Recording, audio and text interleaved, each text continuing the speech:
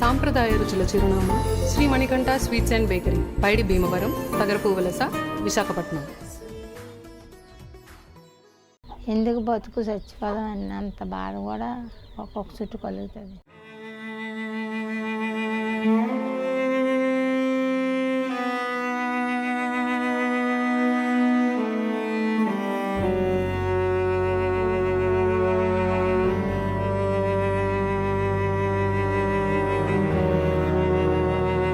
అలా 20 సంవత్సరాల నుంచి ఇదే బాధ మాకు. అతను కూడా చంపేయాలనిపిస్తుంది.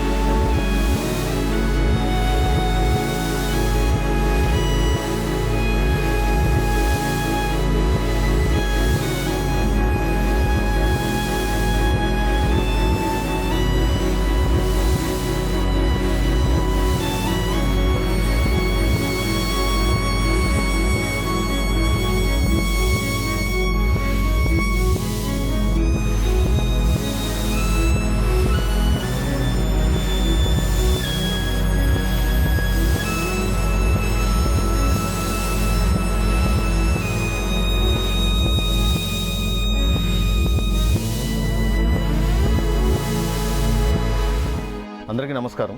భీమునిపట్నం మండలం తాటితూరు గ్రామం వెంకటలక్ష్మి గారి కుటుంబానికి రావడం జరిగింది. ఎప్పటికప్పుడు చేస్తున్న సాక్ష్యం టీవీ సేవా కార్యక్రమాల్లో భాగంగా ఈరోజు ఈ కుటుంబాన్ని అయితే సందర్శించడం జరిగింది. ఒక ఇల్లు కూడా లేని పరిస్థితిలో, సొంత ఇల్లు లేని పరిస్థితిలో, ఉండడానికి నీడ కూడా లేని పరిస్థితిలో ఒక పాడుబడ్డ ఇంటిని ఒక 500కి అద్దెకి తీసుకొని అందులో ఉండే పరిస్థితి. కుటుంబాన్ని పోషించుకోవడానికి ఒక ప్రతిరోజు చిన్న టిఫిన్ కొట్టు, అంటే ఒక ఇడ్లీ ఏదో రోజుకి 100-150 సంపాదించుకొని తన భర్తను పోషించుకుంటూ కుటుంబాన్ని వెళ్ళదీసే పరిస్థితి. ఇలాంటి పరిస్థితిలో సాక్ష్యం టీవీ వీరిని గుర్తించింది. వారికి కొంత సహాయం అందించడానికి ఇక్కడికైతే రావడం జరిగింది. నమస్తే అమ్మా. నమస్తే అమ్మా, ఎలా ఉన్నారు? పిల్లలిద్దరిని. ఏమైంది? పెద్ద ఆయనకి ఏమైంది? ఆయనకి నడుము జారిపోయిందండి. ఎలాగా? అలాగే మెట్లు ఎక్కుతుండగా బరువులు గ్యాస్ పండెత్తుండ పట్టేసింది. ఎన్నాళ్ళు అవుతుంది? ఎన్నాళ్ళు బట్టి? 15 సంవత్సరాలు అవుతుంది. అప్పటి నుంచి 15 సంవత్సరాల నుంచి అతను రూపాయి మనకు కష్టపడలేదు, పనికి వెళ్ళట్లేదు. లేకపోతే ముందు డ్రైవరే. అలాగైపోయాడు. ఎంతమంది మీకు పిల్లలు? 2 పాపలండి. 2 పాపలకి ఒక పెద్ద పాపని ఇక్కడే ఇచ్చాము, ఒక పాపని హైదరాబాద్ ఇచ్చాము. వాళ్ళ పరిస్థితి ఎలా ఉంది? అలాగా అదే ఇంట్లో పనులే చేసుకొని బతుకుతాం. కూలి పనులే చేసుకొని ఇంటి దగ్గర ఇంట్లో పనులు ఇళ్లలో పనులు చేసుకొని బతుకుతాం. ఓకే. మరి ఇంకో పాప ఇక్కడ ఉంది, వదిలేసాడు. మా అల్లుడు మా ఇంటికాడ ఉంది. మరి వాళ్ళని కూడా మీరే చూస్తున్నారా? ఆ పాపని, వాళ్ళ పాపని మేమే చూస్తాం. మనవరాలను కూడా మీరే చూస్తున్నారు? అయ్యో. అంటే మీరు మీ పిల్లల్ని చూశారు, వాళ్ళని పెద్ద చేశారు, వాళ్ళకి పెళ్ళిళ్ళు చేశారు, చేశాను. ఇంకా వాళ్ళ పిల్లల్ని కూడా చూసే పరిస్థితి. అంతే మరి. ఉమ్, ఇంకా అతను మామూలుగా వదిలేసారు ఇక్కడ అందరికి తెలుసండి.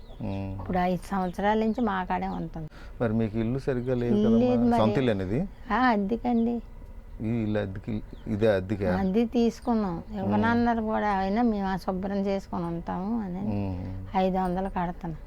ఓకే. మరి ఇల్లు మొత్తం పడిపోయే స్థితిలో ఉంది కదా. చూసుకుందాము ఎక్కడైనా అద్దెకి తక్కువ దొరికిందంటే ఎక్కడ దొరకలేదండి. 1000కి 2000 అందుకే చూస్తున్నాం. మరి ఎలా పోషిస్తున్నారు? ఆ ఇడ్లీలు అమ్ముతా ఉన్నాం కదండి, అది అందులో వచ్చిన లాభం 150 వస్తే ఎలా తింటున్నాం. అంటే కొంతమంది మీ పరిస్థితి చూసి వీళ్ళ టిఫిన్ చేయాలి, చేయడం వల్ల ఏంటంటే వాళ్ళకు ₹1 డబ్బులు మిగులుతాయి, మిగిలితాయి కదా. వాళ్ళు కొంచెం బ్రతకడానికి అవకాశం ఉంటుంది అని చెప్పేసి కొంతమంది వస్తున్నారు. అదే చూశాను ఇందాక టిఫిన్ చేస్తున్నారు చాలామంది, కొంతమంది కుర్రోళ్ళు అందరూ చేస్తున్నారు. గొప్ప విషయమే. ఎందుకంటే ఈరోజు పెద్ద పెద్ద హోటల్లో చేద్దాం, మంచి అన్ని రకాల ఐటమ్స్ ఉన్న టిఫిన్స్ చేద్దాం అనుకునే వాళ్ళు ఈ చిన్న పాకలో అసలు ఇక్కడ సరిగ్గా కూర్చోవడానికి కూడా ఏం లేదు. ఇక్కడ కుర్చీ కూడా చూస్తే ఈ కాలు కూడా లేదు. ఇలాంటి పరిస్థితుల్లో కూడా ఇక్కడ ఉన్న కొంతమంది యువత కావచ్చు, మా మీద పెద్దలు అభిమానం కావచ్చు, కొలిదే తింటారు. వీరి మీద అభిమానంతో కావచ్చు. మీకు పెన్షన్ ఏం వస్తుందా మీ తాతగారికి? వస్తుందండి. మందులు మందులు తీసుకుంటారు. ఉమ్, పెన్షన్ అలా 3000 మందులు కొనేస్తాం. డబ్బాతో ఇప్పుడు తెచ్చింది పాప. ఉమ్, మళ్ళీ గవర్నమెంట్ మందులు పనిచేయట్లేదండి అతను. ఉమ్, పోనీ అలాగని గవర్నమెంట్కి వెళ్ళాం, పనిచేయట. ఉమ్. అవి ప్రైవేట్ మందులే పనిచేస్తాయి. మరి ఎలాగ ఆయన్ని రోజు ఇంటి దగ్గర ఉండి మీరే చూసుకోవాలా? మరి అలాగే ఎందుకు ఇక్కడే వ్యాపారం చేసుకొని ఇలా చూసుకుంటాం. వ్యాపారం అంటే ఉదయం ఒక పూట కదా, అయిపోయిందా? ఉదయం ఒక పూట, అంతసేపు ఒక గంట అక్కడి సేపు. నుంచి ఇప్పుడు వంట చేసి పెట్టుకొని 20 సంవత్సరాల మంచం మీద ఉన్నాడు. అవన్నీ కష్టాల మీద కష్టాలు వచ్చాయి. అతని జబ్బుకి మాత్రలకే సరిపోతాయి అతను పింఛని. నాకు మాత్రలకి అతని మాత్రలు తెచ్చేసుకుంటాం. మాత్రలు పెట్టి కూడా తెచ్చిందని తెద్దాం అనుకున్నాను, మర్చిపోయాను. అలాగే మాత్రలు బాక్సులు ఉండాలి. అట్టు పెట్టి నిండా ఉంటే తింటాడు. వద్దు అలాగున్నాడు. అన్ని బాధలు పడతానండి. ఎందుకు బతుకు చచ్చిపోదాం అన్నంత బాధ కూడా ఒక్కొక్క చుట్టూ కలుగుతుంది.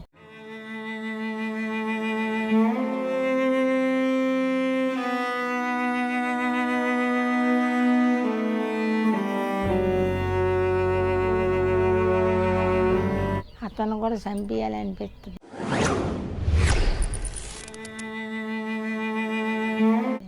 లేగలేడు, గడిగడికి లేపుతాడు నన్ను. లేచి లేగదీయాలి, నేనే లేగదీసి కూర్చోబెట్టాలి. అంత పరిస్థితి అండి. బాత్రూమ్కి అది ఎలా? బాత్రూమ్కి మనం అతనికి ఒకటి ఏర్పాటు చేసాం, అందులో కూర్చొని వెళ్తాడు, అది పట్టుకెళ్ళి పారాడు. మరి బయటికి వెళ్ళలేడు. ఒక బకెట్లో అది పెట్టాను, అందులో పాస గేసి అన్నీ అవి పట్టుకెళ్ళి పారేస్తాం. సాయంత్రం అవ్వక అటు ఎట్లా పారేస్తాం. మీరు ఉన్నారు కాబట్టి చేయగలుగుతున్నారు. నేను లేకపోతే అతను ఇంతే పరిస్థితి. అది చాలా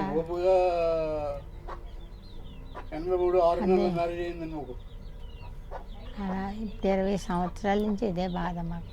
మాకు షుగరు, బీపీ బోల్డ్ ఉన్నాయి జబ్బులు. వాటికి మందులు ఇద్దరికి సరిపోతే అతనికి వచ్చిన పింఛని మందులకి.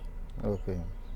అది ఇలా కష్టపడి ఇది ఒక 500 అద్దె కట్టుకొని ఉంటున్నాం. మరి ఇక్కడ ఈ పల్లెటూరులో ఏమైనా ఇల్లులు ఏమైనా దొరుకుతాయా తక్కువలో? 2000 3000 ఏమైనా దొరుకుతాయా? చూస్తాను అండి, 2500 3000 అలా ఉన్నాయి. ఓ పని చేయండి, ఏదైనా చూడండి. ఒక 2000 3000 ఏమైనా ఉంటాయి కాబట్టి పల్లెటూరు కాబట్టి కాస్త మీరు ఉండడానికి సరిపడా ఉన్న ఇల్లు ఏమంటే చూడండి, ఉంటే దొరుకుతాయి. ఒక 500 1000 రూపాయలు అటు ఇటు అయినా పర్వాలేదు. సహృదయం కలిగిన వారు చాలామంది ఉన్నారు. ఎందుకంటే ఉండడానికి ఇల్లు కూడా లేని పరిస్థితి. ఎందుకంటే లోపల అస్సలు కనీసం ఒక తలుపు కానీ ద్వారబంధం కానీ ఏమీ లేవు. అలాగే పైన పెచ్చులన్నీ ఊడిపోయి మొత్తం శిథిలమైపోయింది అన్నమాట. ఈ ఇల్లు కంప్లీట్గా డిస్మాంటిల్ చేసేయాలి. ఇలాంటి పరిస్థితుల్లో వాళ్ళకి అవకాశం లేని పరిస్థితుల్లో సరే ఉండమని చెప్పి ఒక 500 అద్దె తీసుకొని ఉంచారు. ఈ పాక ఒకటే ఎదర, ఈ పాకలోనే ఉంటారు. వర్షం వచ్చినా ఈ పాకే ఉన్నది అనిపించుకోవడానికి అది ఆ ఇల్లు. మీరు చూస్తున్నారు కదా ఎంత దయనీయమైన స్థితిలో ఉందో. సో మనం చేయి కలుపుదాం. నెలకి కనీసం ఒక 2000 3000 వారికి సహాయం చేసినట్లయితే వారు చక్కగా ఒక ఇంట్లో ఉండడానికి అవకాశం ఉంటుంది. ఇప్పుడు మీకు ఏ సాయం కావాలి, ఎలాంటి సాయం కావాలి మీకు? ఎలాంటి సాయం అంటే అదే ఏమని ఉండడానికి ఇల్లు లేదు అంటున్నారు. అంతేనండి. అయితే కష్టపడుతున్నారు, ఏదో రకంగా కష్టపడి పోషించుకుంటున్నారు. ఏదో అట్లేసో ఇడ్లీలు అమ్మి ఏదో చేసి అవునండి. చేసుకుంటున్నారు. ఓకే. మీకు వచ్చిన పెన్షన్ డబ్బులు అలాగా మందులకి వాటికి సరిపోతున్నాయి. కానీ తినడానికి మటుకు మీకు ప్రాబ్లం, తినడానికి ఉండడానికి ప్రాబ్లం. ప్రాబ్లం మరి తినడానికంటే ఏదో రోజుకు 150 సంపాదించుకుంటున్నారు, ఏదో చేసుకుంటున్నారు, తెచ్చుకొని వండుకొని తింటున్నారు. కానీ ఉండడానికి అయితే మరి అసలు పరిస్థితి లేదు. లేదండి. అయితే ఒక పని చేయండి అమ్మా, మీరు ఇక్కడ పల్లెటూరే కాబట్టి ప్రయత్నం చేయండి. అలాగే నేను కూడా ఎంక్వైరీ చేస్తాను. అలాగే. ఏదైనా చిన్న ఇల్లు మీ ఇద్దరు ఉండడానికి సరిపడా 2000 3000 మంచి ఏదైనా ఇల్లు దొరికితే అలాగే సార్. తప్పకుండా ఉంటాయి. నా ప్రయత్నం కూడా నేను చేస్తాను.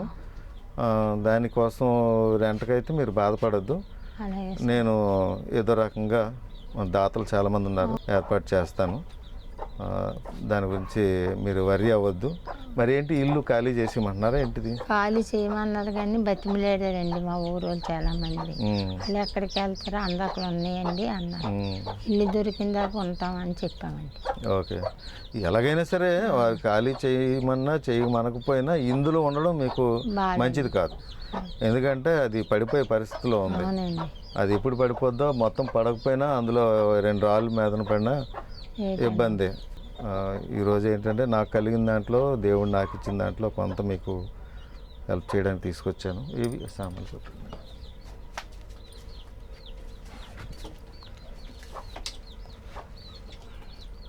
అవి మీరు చూడు తీసుకోమ్మా సామాన్లు అందులో. నమస్కారం అండి.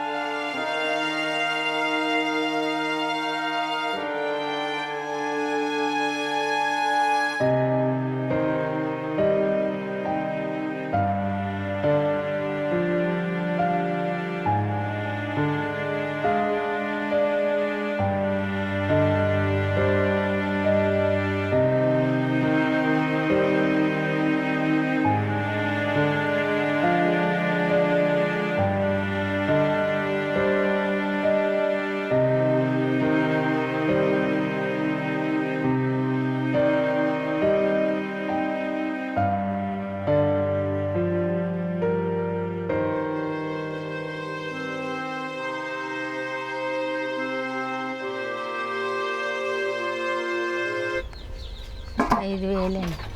ఓకే. అంత 5000. 5000. ఓకే.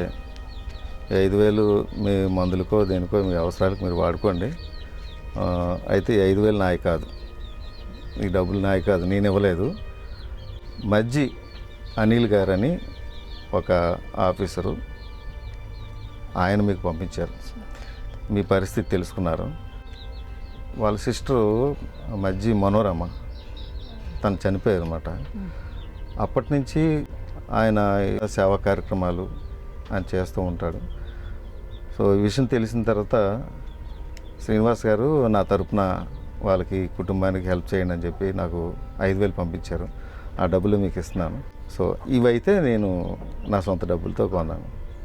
సో మీరు హ్యాపీగా ఉండండి, మీరేం భయపడద్దు, బాధపడద్దు. అందరూ ఉంటాను, మాకు భయం లేదండి. ఉండడానికి ఇల్లు దాతలు ఉన్నారు. ఇల్లు అయితే త్వరలో మీరు చూడండి, నేను కూడా సెర్చ్ చేస్తాను, ఎక్కడైనా ఉన్నారో చూస్తాను. ఆ బడ్జెట్లో ఉంటాయి, దొరుకుతాయి. ఎందుకంటే మనకు తెలిసిన ఏరియా కాబట్టి పల్లెటూరులోనే ఉంటాయి. సో ఎంత త్వరగా అయితే అంత త్వరగా మీరు ఇంట్లోంచి మీరు వెళ్ళిపోండి, ఖాళీ చేసేయండి, ఇక్కడ ఉండద్దు. సో ఇక్కడ లక్ష్మి గారిని, అలాగే గోవిందరావు గారిని. వీరి తాలూకా దయనీయ పరిస్థితి చూస్తుంటే గుండె తరుక్కుపోతూ ఉంది. ఇద్దరు అనారోగ్యం, భర్త మంచం మీదే అన్నీ కూడా ఆయనకి వండి పెట్టడం, తినిపించడం దగ్గర నుంచి ఆయన తాలూకా కాలకృత్యాలన్నీ కూడా ఆవిడే తీయడం. వీరికి కావాల్సింది ఏంటంటే మేము ఏదో రకంగా బ్రతకగలం, సంపాదించుకొని ఆ పూట మేము తినగలుగుతాం, కానీ ఉండడానికి ఇల్లు అయితే లేని పరిస్థితి, అద్దె కట్టుకోలేని పరిస్థితిలో ఉన్నారు. వచ్చిన పెన్షన్ ఇద్దరూ వృద్ధాప్యంలో ఉన్నప్పటికీ పెన్షన్ ఒకరికే వస్తుంది కాబట్టి ఆ పెన్షను అది కూడా ఇద్దరికి మందులకే చాలలేని పరిస్థితి. వీరు అద్దెంట్లో ఉండడానికి అద్దెకి కావాల్సిన 2,000 కావచ్చు, 3,000 కావచ్చు హెల్ప్ చేసినట్లయితే కొంచెం సేఫ్గా ఉండడానికి అవకాశం ఉంటుంది.